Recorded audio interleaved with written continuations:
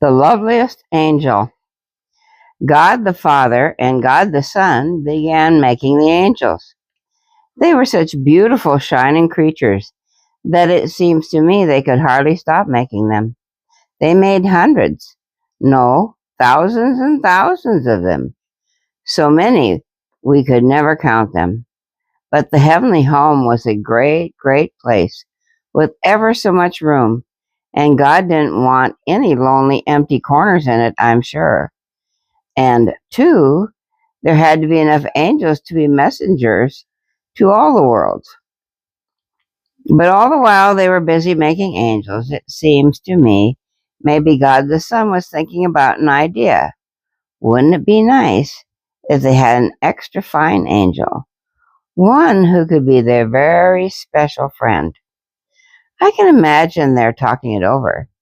They could make him to be the head angel, and he could have charge of the singing and the teaching and such things.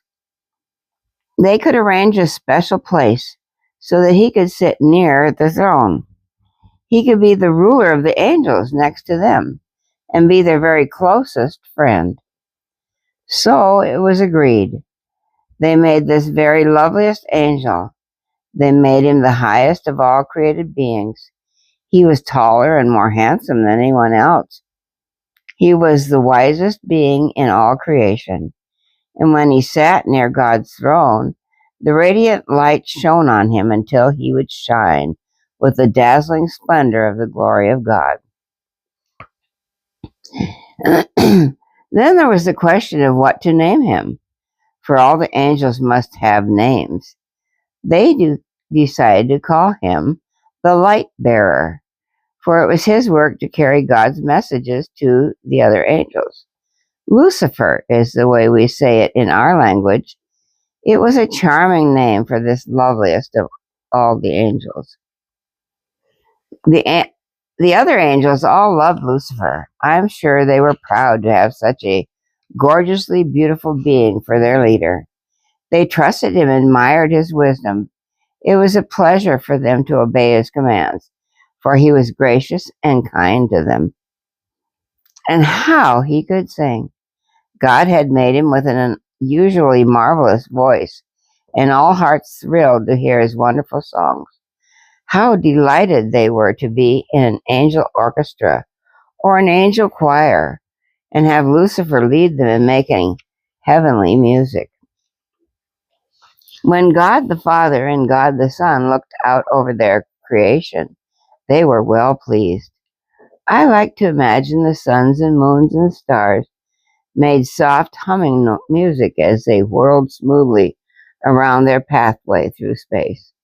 Way off in the distance could be seen messenger angels flying to visit the people on the worlds, and in the heavenly home angels were singing happily as they went here and there about their work, perhaps under shady trees or on the banks of the shining river.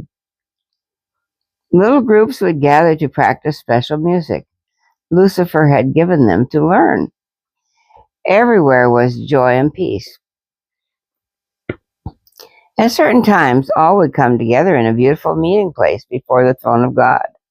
Let us imagine what that might have been like. The air was alive with the sound of fluttering wings as myriads of angels flew in from all directions.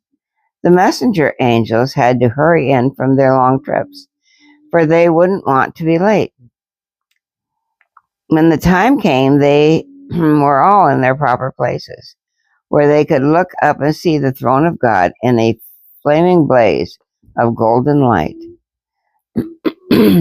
Lucifer was seated in his special place near the throne, and before his eyes stretched the vast multitude of angels, all arranged in order as he had taught them. Their golden wings were folded, and their shining eyes were fixed on him, watching for him to give them the signal to begin their music.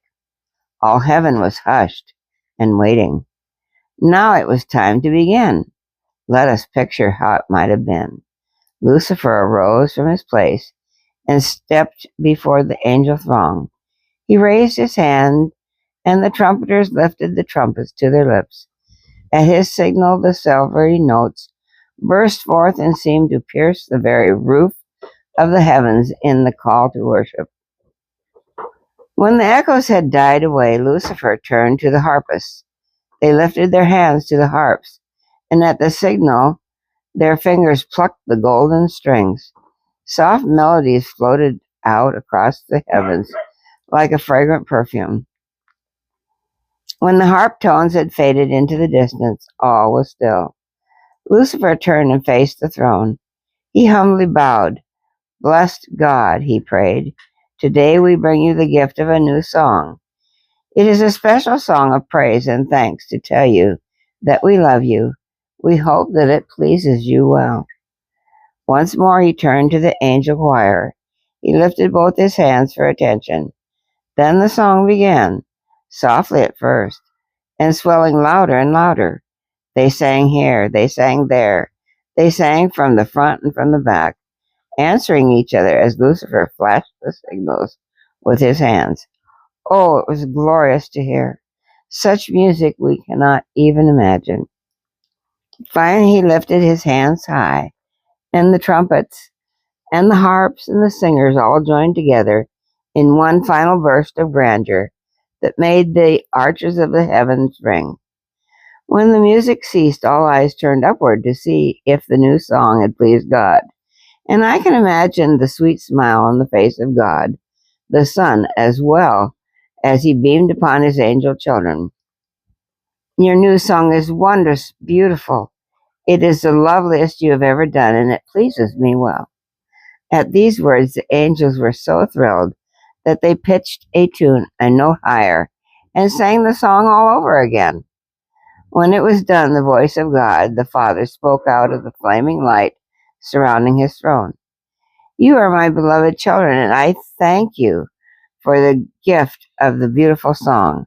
I am well pleased. Then he blessed them.